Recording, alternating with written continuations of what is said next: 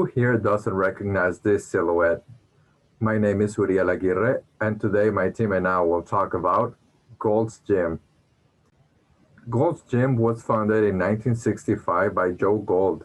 However, the story goes all the way back to the 1950s. This all started in Santa Monica after an accumulation of allegations of sexual misconduct by a group of bodybuilders at Muscle Beach. Because of this, local authorities pulled the weights off from the beach, aiming to force regulars into small indoor gyms. Unhappy with the state of those gyms, Joe Gold decided to open his own training facility for himself and his buddies. But just after 5 years, Joe had difficulties managing the business, and the gym was at a not so favorable position. This was when in 1970, Joe sold the gym to Ken Sprague, a gym member who made all his money as an actor and producer of hardcore gay films. He effectively saved Gold from disappearing with the plan of hosting Mr. America competitions and also growing his client base. In addition, thanks to his contacts in the film industry, Ken was able to persuade the filming of the documentary Pumping Iron to be based at Gold's. The film featured Arnold Schwarzenegger and Lou Ferrigno fighting for bodybuilding supremacy, which eventually achieved cult status within the industry. Ken Sprague also saw a big opportunity as the fitness industry was gaining traction in the 70s. Hence, just within 10 years of ownership, Ken Sprague sold Gold's for $5 million to a group of investors. By 1980, the first franchise opened in San Francisco.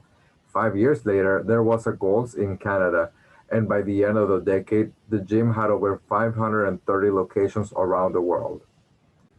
With the exponential growth of the fitness industry, in 1998, Gold's Gym fell into the hands of private equity firm Brockton Moore and Partners for $50 million. A couple of years later, they sold their stake for $158 million to TRT Holdings, which are the ones that just last year filed for bankruptcy and sold Gold's to German fitness company RSG Group for $100 million. Regardless of what happens to Gold, one thing is for sure. With worldwide recognition and a strong brand, Golds can endure the current challenges and enter into a new phase as the fitness industry keeps on evolving. Thanks, Euro. My name is Reginald Holmes, and I'm going to talk about the history of leadership and prevalent styles within Gold's Gym. The Gold. The founder, Joe Gold. Leadership style, transformational. Key characteristics, they have mutual respect for their team, inspire others, and they think of the bigger picture. As far as having a mutual respect for a team, the great Arnold Schwarzenegger called Joe Gold a trusted friend and father figure. Inspiring others, one of Joe's friends at the time was Jack LaLanne. Talking about his time with Joe at Santa Monica's Muscle Beach. Jack said, "We were like family, comparing new tricks and helping each other." And thinking of the bigger picture, Joe opened a gym that would stand out from the rest by offering novel equipment such as machines and cables, specifically for bodybuilders, never seen before at that time. From gold to golden. Owner Ken Sprague in 1972 became the new owner of Gold's Gym. Leadership style, visionary. I consider Ken a visionary leader based off the following key characteristics: being persistent and bold, being strategic, and being a risk taker. One persistent and bold move that Ken made was when he acquired a secretarial position in the Amateur Athletic Union during the spring of 1975. His intent was to bid on the 1976 Mr. California and 1977 Mr. American contest. Being in the right position, Ken, along with a $1,000 offer, won the bid for both Mr. California and Mr. America. As far as being strategic, in 1975, upon discovering the logo for Gold's Gym, Ken decided to print it on t-shirts. Ken would have bodybuilders wear them during photo ops on the beach. The strategy paid off as he was selling t-shirts as fast as he could mail it. Now, risk taking. When Ken took over the gym, there was only 100 paying members. He expanded the brand and made it a household name, being the first owner to sponsor and hold bodybuilding competitions. From golden to global, the owner, Pete Gronkowski, Tim Kimber, and Ed Connors, In 1979, the three purchased Gold's Gym and helped expand Gold's influence across the U.S. The dream was to make popular the image of Gold's beyond just bodybuilding, but to regular health conscious people. Leadership styles, visionary, transformational, and pace setting. To be a visionary leader, you had to be strategic. In 1980, Congress commissioned the first ever licensed Gold's Gym in San Francisco, and he began spawning out licensees across the U.S. By the end of the 80s, there were over 500 gyms across the world. Being a transformation leader, it requires you to look at the bigger picture. As the U.S. became more aware of their diets, Gold saw the opportunity to expand into nutritional supplements for the purpose of energy and overall health. After 4 years of research, the 3 launched Gold into the forefront of pharmaceuticals with its own formulas for vitamins and minerals called Proline. And being a pace setter, it requires being able to set the bar high. The 3 owners developed a computerized program to analyze individual nutrition and fitness, which was sold not only through the gym, but through sporting goods and health food stores throughout the country. Now to Kenzie to talk about the contributions to society. All right, thanks, Reggie. Next, we're going to move on to talk about the gym's contributions to society. So over the years, Gold's Gym has been pretty popular, especially with the extremely fit crowd. They did make some minuscule impacts on society. Some of them were a stretch. So I'm going to take a little spin on this prompt, and we are going to talk about the small impacts they may have made over the years, but also talk about some of the problematic things and the negative contributions that they made to society and in the public eye. So the first positive is that they did have a national corporate wellness program. So over 3,000 companies did partner with the gym, including Home Depot, Bank of America, the AARP, and offered their employees or members discounts at this gym to promote health and wellness within their organization. So that is something that is a positive light. Obviously, we always want to be spreading that health and that awareness. And Gold's Gym was on board with that by helping to offer discounts for those members. They also were arguably the most popular gym in the late 70s and early 80s. They did glamorize being healthy. Now, their version of healthy was extremely muscular, probably lathered in baby oil, probably tanned one too many times in the tanning booth, but they did try to promote that sense of health and that sense of well-being. I would say after that, it's pretty much downhill from there for Gold's Gym at this point in the public eye, especially as we enter the mid-2000s. So the gym had a huge operations scandal in 2014 that involved violations in consumer protection laws. So they were taking money on void contracts. They were charging gym members credit cards without their permission outside of their agreed upon contract. And they were also refusing to cancel memberships, again, in void of their contract, right? So they were basically going against their own contract that they had their members sign. This led to a $6 million payout and the shutdown of some problematic locations within the company. And then 2 years later in 2016, they made the news again in a not so good light. At this point, to kind of set the frame, society had started latching onto this idea of, hey, skinny doesn't mean healthy. We're going to love the bodies that we're in. And if we have a little bit of curve, if we have a little bit of chunk, that's okay. But Gold's Gym did not agree with that movement or the statement that skinny isn't healthy. And they used this photo, and it says, "This is no shape for a girl," and it's pear-shaped, which is probably a very common shape that most American women are in. And they use this in an actual ad campaign in 2016 to try and get people to come to join their gym. So obviously this fat-shaming advertisement led to a lot of backlash, even from some high-profile celebrities that had worked with the company on advertisements previously, and the company was forced to make a public apology. So, all in all, I would personally say that Gold's Gym did not do very much to help society. And they kind of have been a little bit slimy and problematic in the public eye for, especially for the amount of time that I've been alive. And with that, I will hand it off to Trevor to talk about the things that this organization has actually done well. So, what are some things that Gold's Gym has done well? One thing I think they've done a good job of doing is the method of which they go international. So, the 1980s were a period of sustained growth for the club, both domestically and abroad. In 1985, the gym went international, opening up its first branch in Canada. After the first international location in Canada, they've expanded the global franchising program to include nearly 180 international gyms, including operations in Russia, India, Australia, Costa Rica, Japan, and the UK. Coming off of their record year in 2019, the gym had some noteworthy expansion highlights that included international grand openings spanning 9 new gyms in Japan, 8 new gyms in India, 5 new gyms in Saudi Arabia, 4 new gyms in Egypt, 2 new gyms in Russia, and a gym apiece in Turkey and Armenia. They've also had some domestic grand openings of new gyms in Middletown, New York, Ocala, Florida, Mount Pleasant, South Carolina, Daytona Beach, Florida, and Warren, Michigan. Also, throughout 2019, Gold's Gym worked to consolidate and optimize brand ownership through franchise acquisition of company-owned clubs. Gold's Gym SoCal Franchise Group acquired 2 new facilities, and Gold's Gym Tennessee acquired 8. Having a mixture of corporate and franchise-owned locations, both international and domestic, has led to some of its own struggles, but I'll let Josh touch on that here shortly.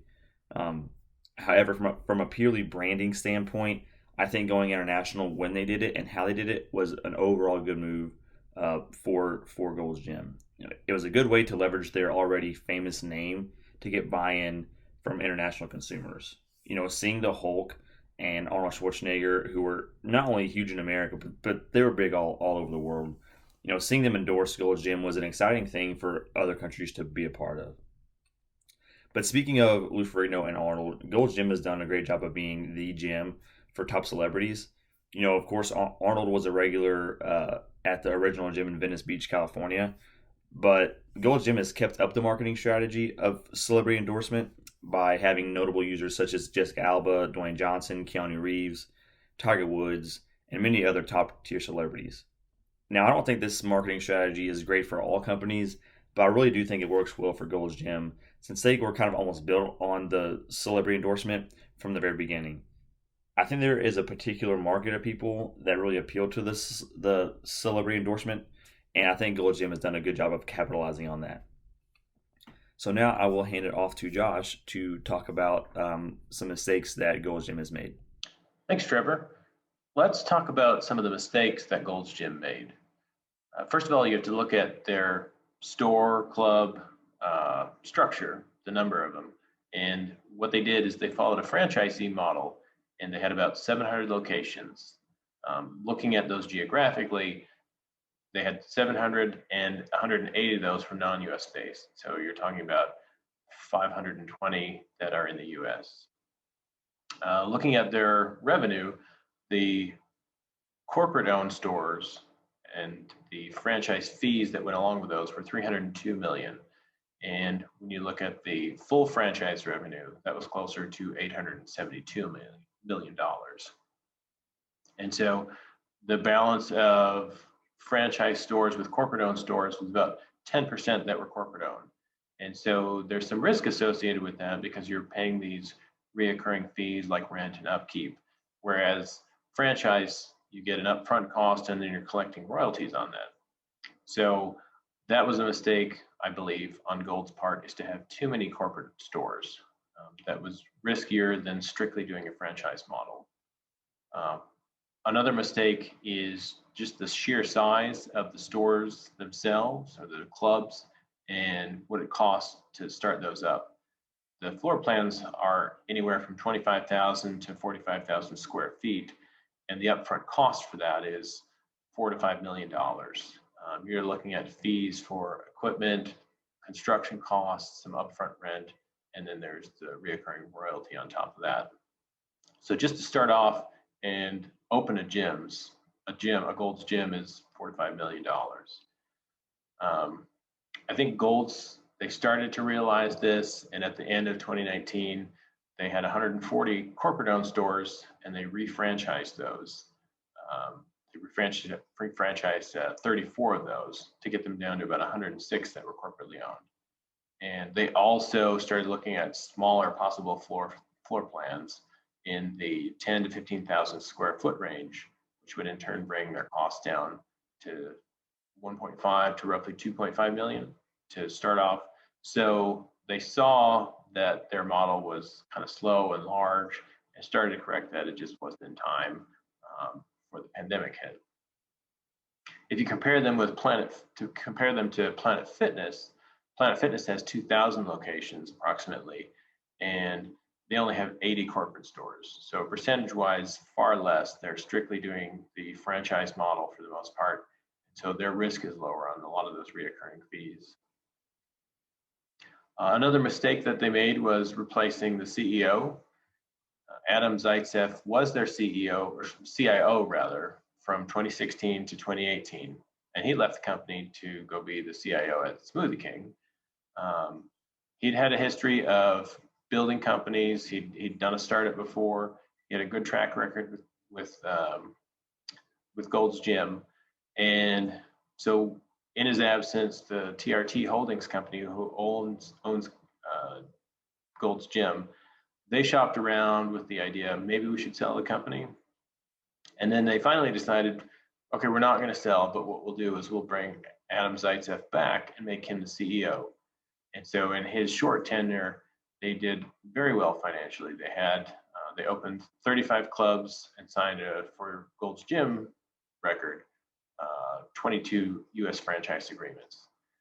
So they were doing well, they were growing, looking at shrinking their floor plans, and then the pandemic hit. So they installed a new CEO named Sebastian Schoep to replace Zaitsev.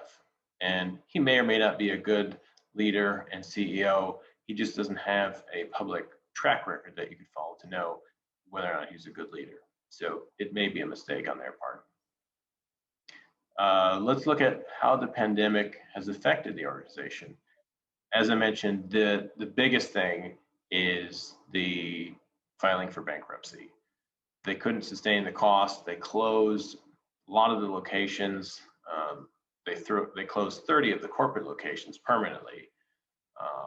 And then they furloughed 98% of their workers, which is about 4,000 people, closed those locations temporarily, closed their headquarters, and then started to go into crisis mode. So they weighed all their options during the pandemic and decided that filing for Chapter 11 bankruptcy and restructuring would be their best option. So once they decided that, the RSG Group out of Germany, who owns their own fitness clubs, bought Gold's Gym for $100 million. And that's interesting in the fact that 16 years earlier, when the company was last sold, they actually sold for $158 million. So there's almost a $60 million decline in price. Now, granted, some of that's due to the financial health of Gold's Gym, but nonetheless, it was a lot larger money from the previous sale. The gym they'll emerge from bankruptcy. It'll be the same Gold's Gym. They'll keep operating. It's just a financial restructure, and they'll have 61 company-owned gyms and 600 franchise locations. How has the pandemic affected the company itself, kind of their day-to-day operations? It's almost like a lot of the other service industries. They're reducing their hours and capacity. They're doing extra sanitation. They're going out and they're making available sanitation like hand wipes and industrial cleaning, called medical grade cleaners. So they put those out there. That's another cost for them to maintain. And then physical distancing, kind of like any other service industry. They put signs up and made sure everyone was keeping their 6-foot distance and complying with local ordinances.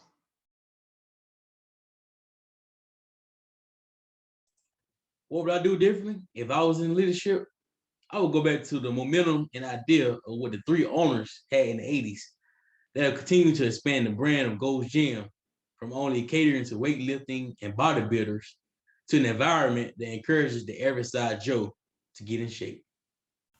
So, if I was the leader of Gold's Gym, I probably would have got with the times.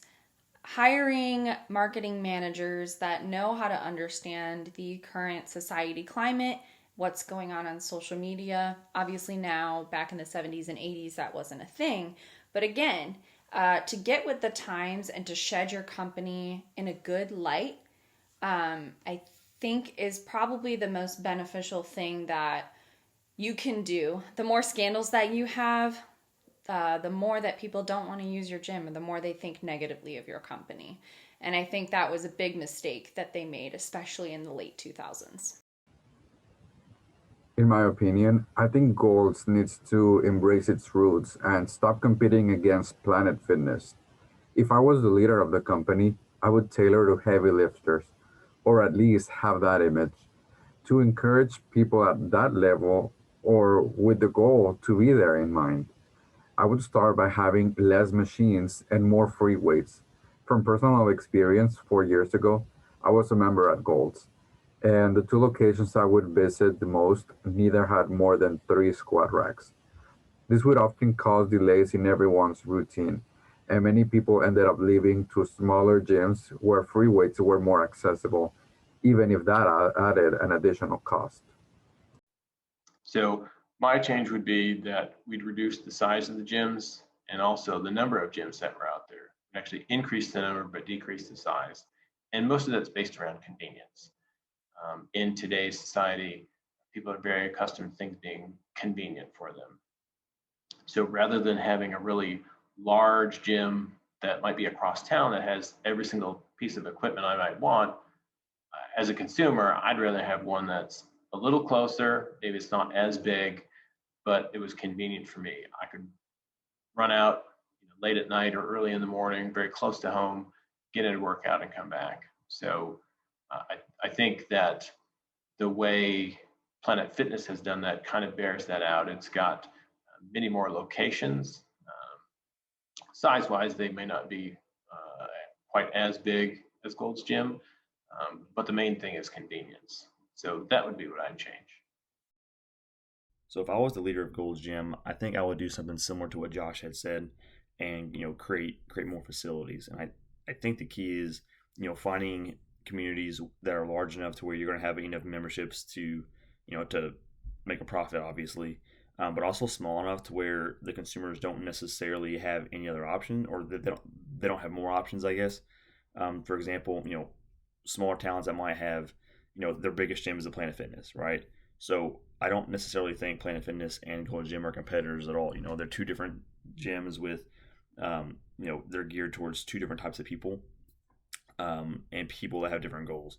So having a facility in a town that's small enough, big enough to have a Planet Fitness, but don't really have anywhere else to go in terms of heavy weight lifting, I think would be a good idea.